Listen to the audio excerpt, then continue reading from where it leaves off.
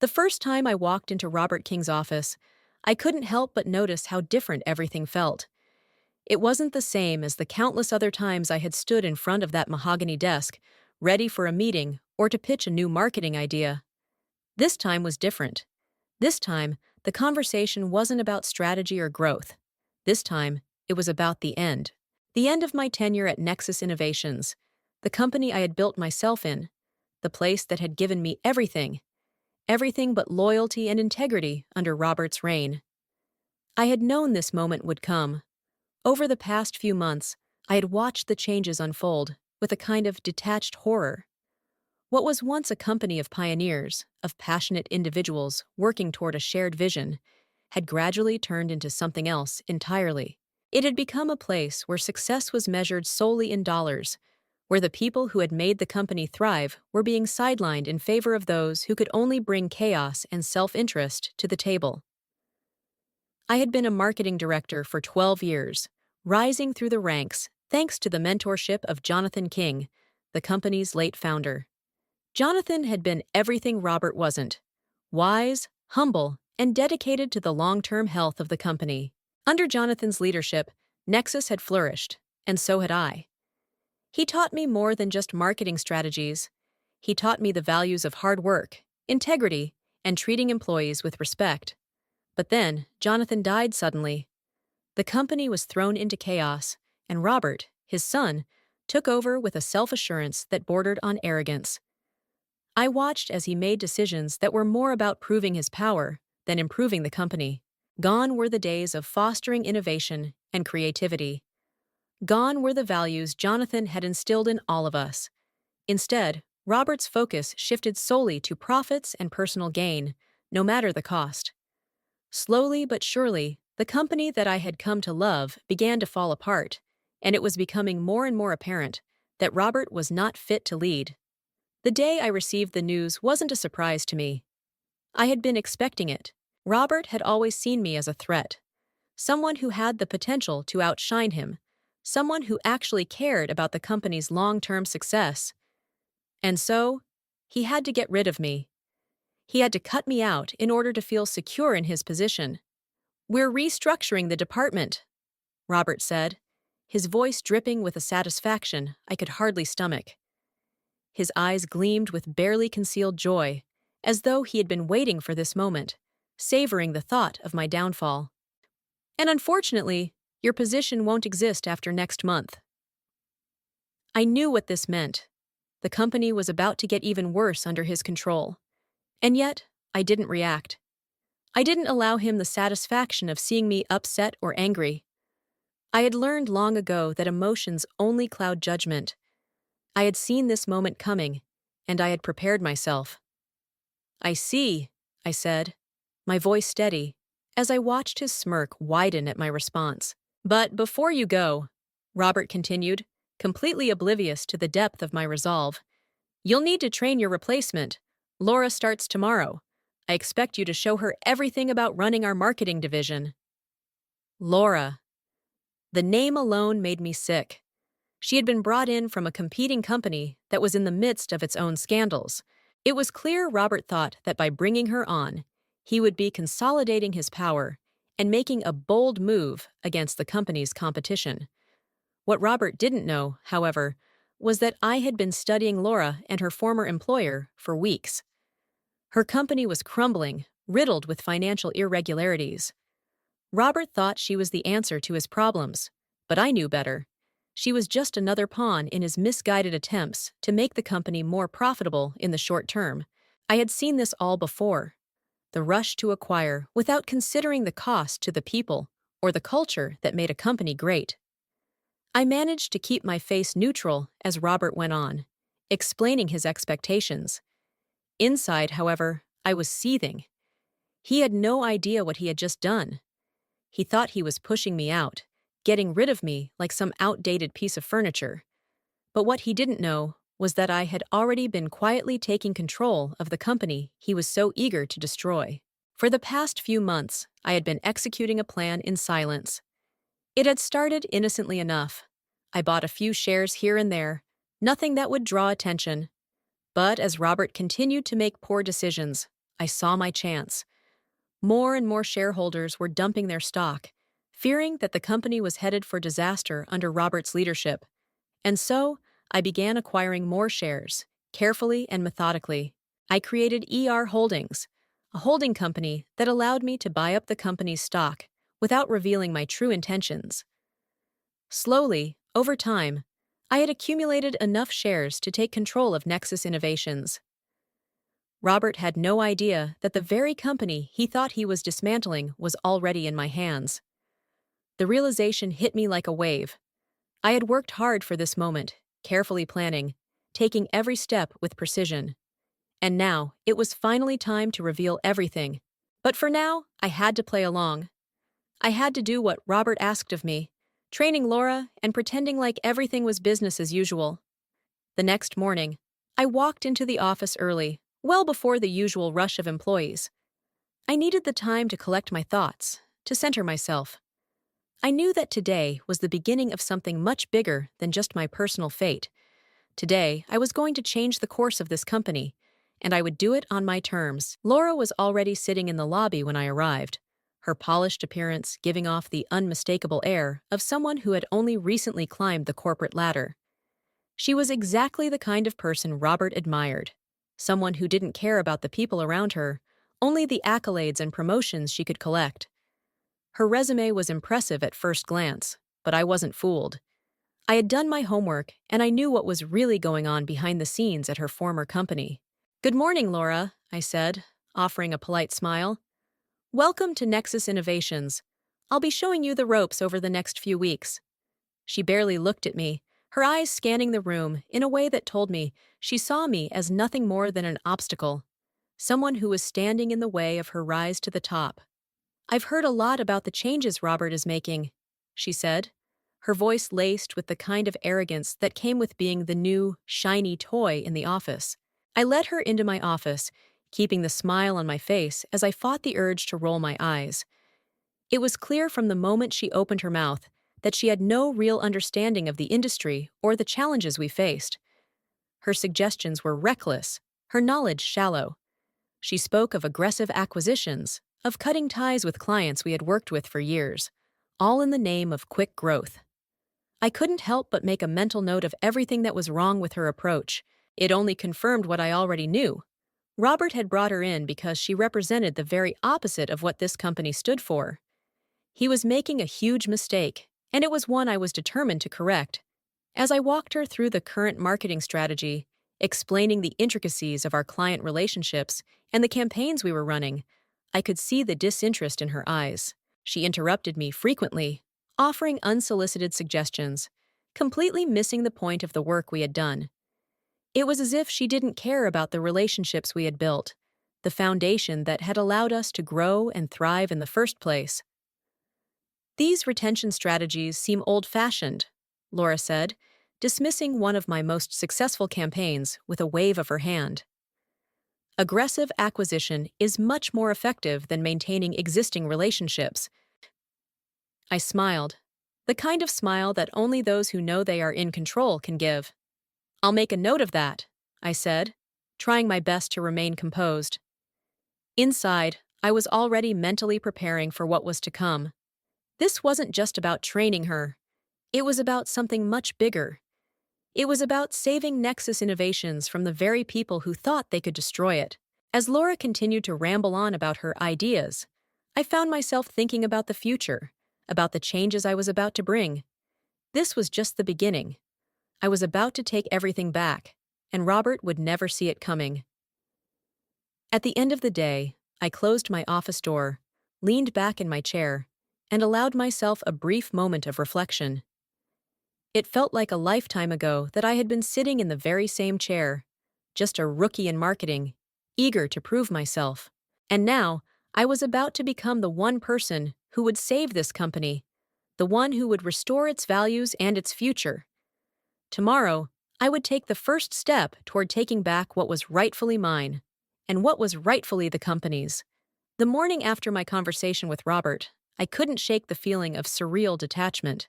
I had walked out of that office with a sense of clarity, knowing full well that the plan I had been silently executing for months was about to unfold in a way that would change everything. For years, I had built my career within the walls of Nexus Innovations, and now, in this quiet moment, I could finally feel the shift happening.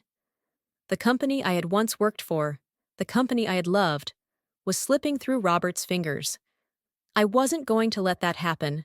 I had carefully orchestrated every detail of my plan, one piece at a time, over months. The idea had never been to rise above Robert for the sake of power. It had never been about revenge. It was about restoring Nexus to its former glory, bringing back the values Jonathan King had built this place upon. He had been a visionary, a man who believed in the potential of every individual, a man who saw success as more than just the bottom line. Under his leadership, we had thrived. But Robert was running this company into the ground, and I couldn't sit idly by and watch it crumble. I had seen too many people leave, too many talented individuals pushed out in favor of those who didn't care about the work, about the culture. They cared about the paycheck. And that was not what Nexus had stood for. It wasn't until I sat in the quiet of my office that evening, looking over the numbers again, that it all became crystal clear. The steps I had taken to secure the future of the company had been deliberate and cautious. My initial purchases of stock had been small enough not to raise suspicion, but as Robert's decisions became more reckless, I knew it was time to act. I'd created Holdings, a holding company I could use to buy Nexus stock without revealing my hand too soon. Slowly, I had accumulated enough shares to take control, all while keeping the information hidden from Robert and the other board members. It had been a long game, a slow burn, but the pieces were now in place. The company that Robert thought he could destroy was already in my grasp. I spent that evening going over the details once more, checking every number, confirming every transaction, preparing for the inevitable confrontation that was coming. Tomorrow was the day I had been planning for. The day I would finally reveal what I had done. It would be a moment of reckoning, but more importantly, it would be a chance to restore Nexus to the principles that Jonathan had instilled in all of us. I had made the decision to save this company not out of malice, but out of a deep-seated belief that Nexus could be more than it had become under Robert's leadership. The next day, I went through the motions of continuing to train Laura. She was an enigma to me.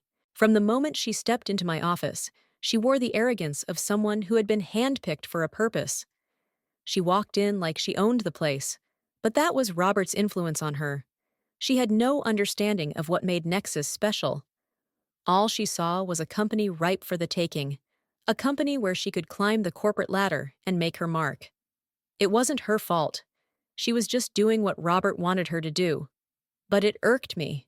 I had spent years building relationships with clients, fostering a culture of trust, and here she was, dismissing all of it in favor of a quick fix. Aggressive acquisition, she called it. To her, every problem could be solved with more money, more clients. But she didn't understand that the heart of Nexus had never been in the numbers. It had always been in the people. I could feel the frustration rising as Laura continued to speak, her tone condescending, her words shallow. She had no clue about the intricacies of our market or the relationships we had built over the years. She spoke as if the company's history meant nothing, as if the loyalty we had earned from our clients was expendable. But it was those very relationships that had kept Nexus afloat in the tough times. That was what made us different from every other company. We had always put people first, whether they were clients, employees, or partners. And now Robert wanted to erase that legacy, to turn Nexus into a faceless entity that was all about profits and expansion, without consideration for the people who had made the company what it was. I didn't let my frustration show. I had a job to do, and I would do it well. I would train Laura as Robert had instructed, but I knew that what she was being brought in to do would fail. She would come and go, just like the others before her, and Nexus would suffer for it. It was only a matter of time. But I also knew that as soon as I took control, I would be in a position to make things right. For now, I had to play my part and bide my time. As the day wore on, I found myself thinking more and more about the decisions that had led me here. The decision to quietly purchase shares, to build holdings, to take control without anyone knowing. It had all been calculated, strategic. But none of it had been easy. The weight of the responsibility had been heavy at times, and I had questioned myself more than once. Was I doing the right thing? Was this truly the only way to save Nexus? The doubt had crept in, especially when I saw the faces of the people who had been pushed out, the talented employees who had been let go in favor of Robert's friends and golfing partners. I had seen the toll it had taken on them, the way the company had changed for the worse. It made me angry, but more than that, it made me determined. I thought about Jonathan King again. I thought about the lessons he had taught me, not just about business, but about integrity and the importance of doing what was right, even when it was hard. He had built this company on the idea that success wasn't just about making money. It was about building something that mattered. When he passed, Robert had abandoned those ideals in favor of chasing profits. But I wouldn't let that happen. I would restore the company's vision, even if it meant taking drastic measures. The decision to buy Nexus was never about taking over for the sake of power. It was about protecting something that had always been bigger than any one person. It was about protecting the values that had been passed down through the years. Robert had lost sight of that, but I hadn't. I was determined to fight for it, for Nexus, for Jonathan's legacy. The time was almost here. As the hours ticked by, I could feel the weight of what was to come pressing on me. But I wasn't afraid. I had a plan, and I had worked hard to get here. I had done everything in my power to ensure that when the moment arrived, I would be ready. It was time to take control, to confront Robert, to take back what was rightfully the company's. That evening, as I prepared the final pieces for tomorrow's meeting, I allowed myself a moment of reflection. There was no turning back now. Tomorrow, everything would change. The company I had built my life around, the company I had fought for, would finally be restored to the vision that Jonathan King had so carefully laid out. It was no longer about saving my job, my position. It was about something far greater. It was about saving Nexus Innovations from the brink of destruction. And I was going to do it, no matter what it took. The following morning, as I walked into the office, the weight of what was ahead still hung over me. But I walked with purpose, knowing that I had already won. The pieces were in place, the board had been notified, and by the end of the day, Robert would no longer be in control. I had done what needed to be done, and now it was time to take the next step. The future of Nexus Innovations was in my hands, and I was ready to lead it into a new era. It wasn't just about the business anymore. It was about honoring the legacy of a man who had believed in me, and in all of us, from the very beginning. It was time to make things right. The day I had been preparing for finally arrived. I had spent months, maybe even years, plotting and planning, moving quietly in the shadows, while Robert paraded around as the savior of Nexus Innovations. But today, the tables would turn. I had been waiting for this moment, the moment when everything I had worked for would come into focus. It wasn't about power or pride. It was about restoring the heart and soul of Nexus Innovations, a company that had once been a beacon of integrity and innovation, but was now on the brink of destruction under Robert's leadership. I arrived at the office early that morning, long before the usual rush of employees. The silence of the building was almost unsettling. I passed through the empty halls, my footsteps echoing in the stillness. Everything seemed calm, almost too calm, but I knew that the storm was about to hit, and when it did, it would change everything. As I walked to my office, I couldn't help but think back to how I had gotten to this point. How many years had I spent working my way up the ranks? How many hours had I spent in meetings, crafting marketing strategies, building relationships with clients, and navigating the complexities of the business world? I had always given my best to Nexus Innovations, always believing that the company I worked for was more than just a job. It was a community, a place where values mattered. But those values had been slowly dismantled under Robert's rule. I had tried to stay hopeful, tried to believe that things could be fixed, that Robert might turn things around. But with every decision he made, it became clearer that he was not interested in building something sustainable. He was interested in short-term gains, improving himself through flashy acquisitions and superficial growth. He had lost sight of the very principles that had made Nexus successful in the first place. That's when I knew I had to act. I could no longer sit back and watch as Robert destroyed everything Jonathan King had worked so hard to build. I had always believed in the company's mission, in the power of innovation, and in the strength of a company culture that put people first. And so, I made the decision, the hard but necessary decision, to take control of Nexus Innovations. For months, I had quietly acquired shares, making sure I stayed under the radar. I knew that once I had enough power, I could make a change. But I also knew that I couldn't act hastily. Robert was a clever man, and if I wasn't careful, he would figure out what I was doing. So I played my part, keeping my head down, pretending to train Laura, pretending to accept that I was being pushed out. All the while, I was preparing for the moment when I would stand in front of the board and take back what was mine, what was rightfully the company's. That moment had arrived. The emergency board meeting had been set. Robert had no idea what was coming. He thought he was still in control, still the man who called the shots. But today, everything would change. As I entered the conference room, I could feel the tension in the air. Robert was already there, talking on the phone, his face a mixture of anger and confusion. When he saw me, he immediately tried to cover the phone, his eyes narrowing. "What are you doing here?" he demanded. "This meeting is for executives only." I looked at him calmly, my heart beating steadily, not with fear, but with a quiet confidence that had been building in me for months. "I know," I said, my voice smooth and composed. "That's why I'm here." He looked at me with confusion, his brow furrowing. Before he could say anything else, the board members began filing in, one by one. The room grew heavier with each person who entered. I had known many of these people for years. They had worked under Jonathan's leadership, and they had seen the company at its best. But under Robert, many of them had been pushed aside, their voices ignored in favor of Robert's short-sighted plans. It was clear they were beginning to see the damage he had caused. James, my lawyer, entered last, carrying a thick folder of documents. He nodded at me as he took his seat, his presence adding to the weight of the moment. Robert, now fully aware that something was amiss, looked around the room, his face turning from pale to red as he realized that he no longer had control. "What's going on here?"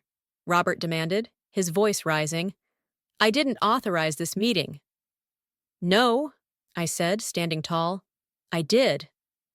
The room fell silent. Every eye was now on me, the quiet whispers of the board members filling the space. I could feel the weight of their gazes on me, but I didn't let it affect me. This was my moment. I had worked too hard to back down now. James began distributing the documents, the official paperwork that proved what Robert had never suspected, the paperwork that would change the course of Nexus Innovations. I turned to face the board. 3 months ago, ER Holdings acquired controlling interest in Nexus Innovations, I said, my voice steady and unwavering. As of this morning, that acquisition is complete and fully documented with the SEC. Robert's face drained of color. He sputtered, unable to comprehend what he was hearing. ER Holdings? But that's my company. I'm the CEO. You can't do this. I let him rant for a moment, knowing that nothing he said could change what was already in motion. Actually, Robert, it's not your company anymore, I replied, a calm smile playing on my lips. It's mine. ER Holdings is named after my initials, Emma Roberts. The murmurs of surprise filled the room. The board members were beginning to read the documents, their faces changing as they took in the information. Some were shocked, others were already nodding in recognition. Robert, on the other hand, was growing increasingly frantic. "This is impossible," Robert said, shaking his head. "You're just the marketing director. You can't afford to buy a company this size." I stood taller now, my confidence surging. "Actually, I can." And I did. "Sai," I opened my own copy of the documents, placing them on the table in front of me. "Shall we discuss the future of Nexus Innovations?" I asked. my tone sharp and deliberate. Robert's face twisted in disbelief, his mind racing as he tried to process what was happening. But it was too late. The board had already seen the evidence, and they knew what had to be done. I wasn't here to destroy Robert, to seek revenge. I was here to restore what had been lost. I was here to bring Nexus back to its roots, to rebuild it into a company that stood for something more than profit. I took a deep breath and continued, my voice ringing out clearly. Your father, Jonathan King, built this company on principles of innovation, integrity, and respect for every employee.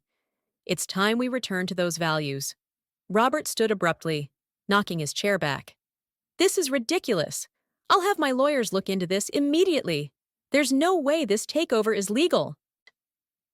James, ever calm, cleared his throat. I assure you, Mr. King, everything is perfectly legal. I've personally overseen every transaction. Would you like to see the documentation? Robert's face was red now, his fists clenched at his sides. You sneaky little... I cut him off, my voice cool and collected. Choose your next words very carefully, Robert. The board is watching. I turned to face the board, addressing them directly. I could feel their eyes on me, some with sympathy, some with surprise, but all of them with respect. This wasn't just a business move. This was personal. This was about the future of a company that had meant so much to so many people, including me. For the past 3 years, we've watched this company lose market share, lose valuable employees, and most importantly, lose its identity, I said, my words gaining strength as I spoke. The culture of innovation and integrity that Jonathan King built has been systematically dismantled by Robert's leadership, but we are at a turning point. We can restore Nexus to what it once was. We can bring it back to its roots. I began distributing another set of documents, charts showing the company's declining performance under Robert's leadership. The numbers didn't lie. Our profit margins had dropped by 40% in 3 years. We had lost 12 major clients. Employee turnover was at an all-time high. But more than that, we had lost our way. This isn't just about numbers, I continued, my voice steady but impassioned. It's about who we are as a company. Jonathan King created Nexus to be more than just another tech firm. He wanted to create something that mattered, and we can do that again. But we need to act now. A board member, Janet Chen, spoke up. Actually, Robert, business is about sustainable growth. It's about strong leadership, something we haven't seen much of lately. Others began to nod in agreement, the tide turning against Robert. The moment I had been waiting for had arrived. The vote was swift. Within 15 minutes, Robert was no longer the CEO of Nexus Innovations. Security was called to escort him from the building. His face was purple with rage as he shouted threats and accusations. But it didn't matter. He was gone. The board filed out, and I remained seated, allowing the weight of what had just happened to settle in. This was only the beginning. The hard part was just beginning. The next few weeks were a blur of activity. I had to start the process of rebuilding, of restoring the culture that had made Nexus great. It wouldn't happen overnight, but I had the vision, and I had the people who believed in it. Together, we would take Nexus Innovations back to the place it had once occupied, a place of integrity, innovation, and success. The journey I embarked on, from being a marketing director at Nexus Innovations to taking control of the company, was not one I had ever anticipated. I never imagined that the company I had devoted over a decade of my life to would come to a point where I would need to fight to preserve its very essence. But life often throws us into situations that demand more from us than we ever thought we could give, and it is in those moments that our true strength is revealed. When Jonathan King passed away, I felt like the heart of the company had been ripped out. His vision for Nexus Innovations was one of integrity, innovation, and an unwavering belief in the potential of every person, regardless of their background or position. Under Jonathan's leadership, Nexus was more than just a company. It was a community, a place where employees felt valued, clients felt trusted, and the business thrived because the right values were in place. But when Robert, Jonathan's son, took over as CEO, everything changed. He was driven by a need to prove himself, to chase profits, and to make decisions that were not for the long-term success of the company, but for his personal validation. It was painful to watch. I had watched talented individuals leave. Valuable employees were replaced by Robert's golf partners and drinking buddies, and the integrity of the company was eroded slowly but surely. Every day, I felt the weight of the changes, the decline in client relationships, the constant layoffs, and the toxic atmosphere that Robert had created. The company was not the place it once was, and it was hard to watch, knowing that there was nothing I could do. At least, that's what I thought. But I had underestimated the power of my resolve. The decision to take control of the company did not come lightly. It was not an act of rebellion or revenge against Robert.